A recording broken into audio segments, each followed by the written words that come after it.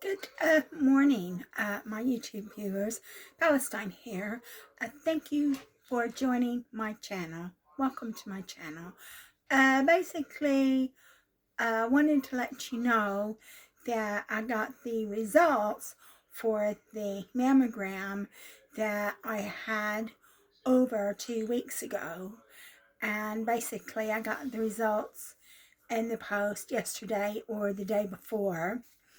And so basically, the results to the mammogram, and this was the first mammogram that I had after being treated for breast cancer.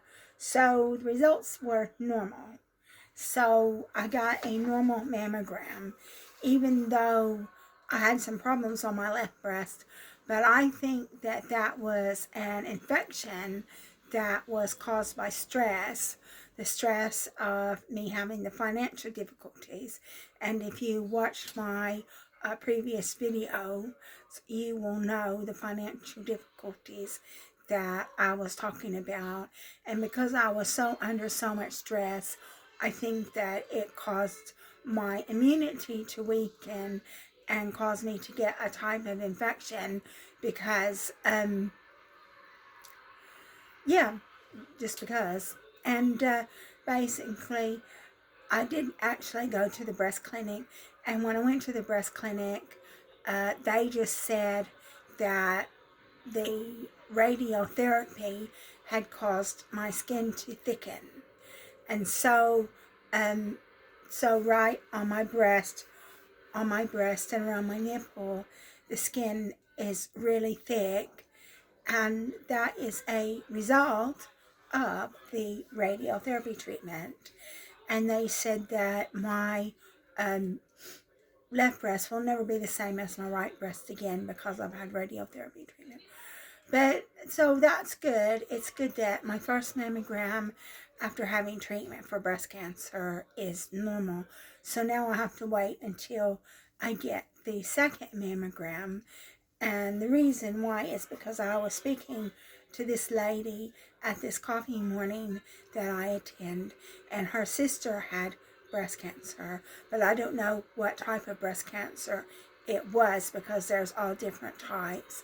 And basically she had the lumpectomy, but I don't think she had any hormonal treatment, and she didn't have the chemotherapy and the radiotherapy because she said it was too hard for her to do it.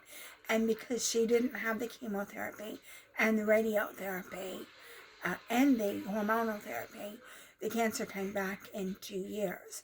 And then so she had to get treated all over again. So she had to get a lumpectomy all over again.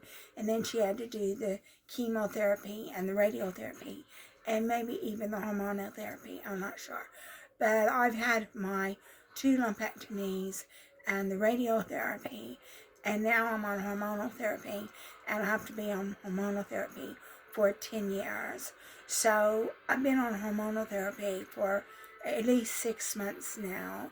So I've got 9.5 years of being on hormonal therapy. So we just have to wait and see what happens, because they say that if the cancer is going to come back, then it's going to come back within the first 5 years.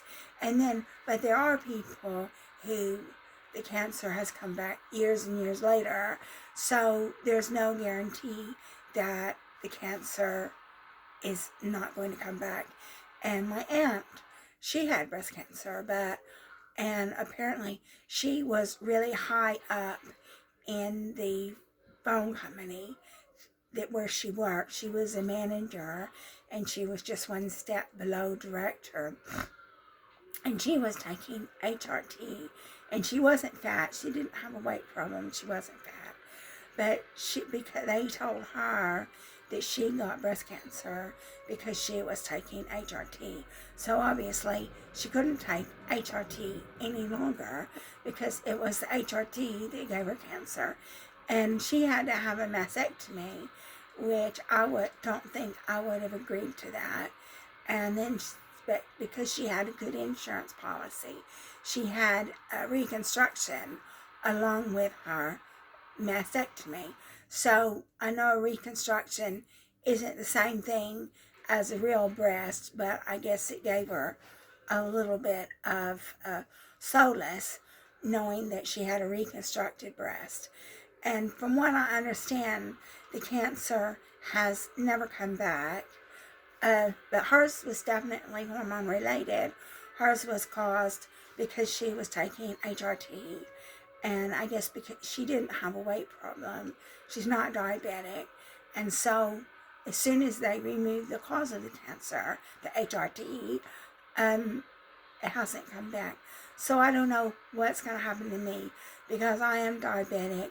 I have to struggle to keep my blood sugar down because high blood sugar causes cancer. And so we'll just wait and see what happens.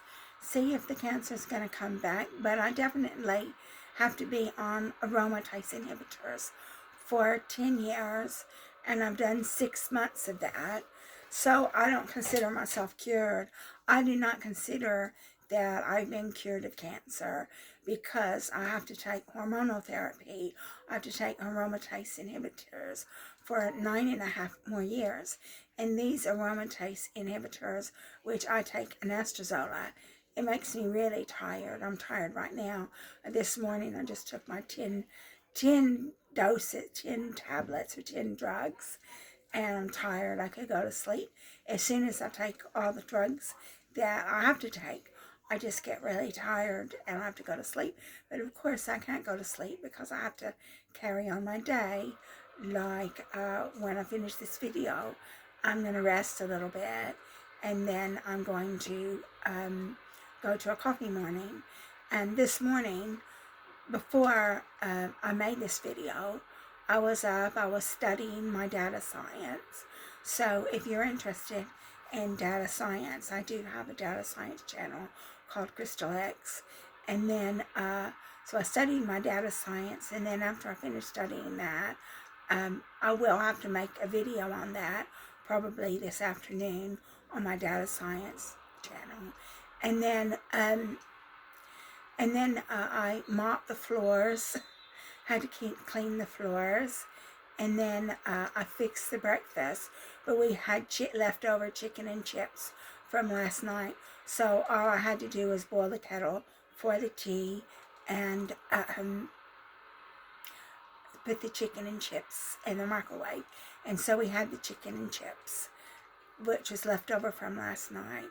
And I don't know what we're going to have for lunch today. My dyslexic friend is coming over tonight, and I'm going to make a carrot and parsnip soup. And he wants me to cut this butternut squash up, but I can't cut it up. I guess I can put it in the air fryer. I can cut it in half and put it in the air fryer, but I can't cut it up. It's too much for me to cut up. So I stay busy. For someone who's sick and for someone who they say is mentally ill, I do stay busy. I stay very busy.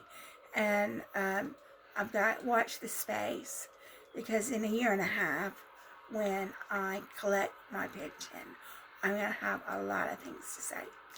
And so I suppose that I've talked about everything that I needed to talk about, which was that my mammogram came back normal, and it was my first mammogram since having a diagnosis of breast cancer.